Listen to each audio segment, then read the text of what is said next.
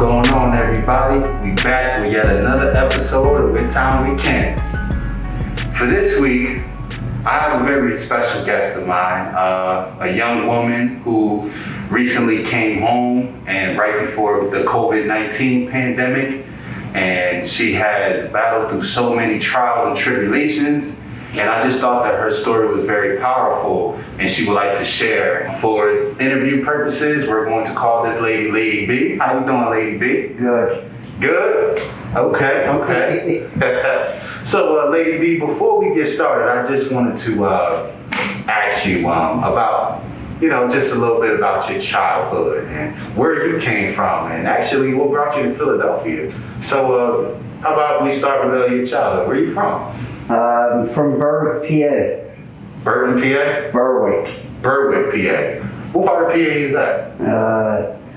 It's down in Columbia County. Okay, so that's pretty far from here. Yeah, it's about 2.5 hours. Oh, all right, cool. And mom, dad in the house with you, or? No, I was in foster care. You was in foster care? Yeah, from 3 to 18, I served in foster care. Okay, all right, pretty good. So, how was foster care? I had a couple families that was in it for the right reasons, but most of them were in it for the money. So you got passed around quite a bit. 22 foster homes, about 15 group homes, and a couple mental institutions here and there. Really? You went to a mental institution as a child? Yeah, for evaluations, they had to do it every so often. Wow. So how did that make you feel as a child, being bounced around from 22 different families? It sucked. It sucked? Was it all in that same county, or did you bounce around? I lived from one end of Pennsylvania to the other. Really? Yeah. And they would just put you in a van and just, hey, you're going to this family or you're going to that family.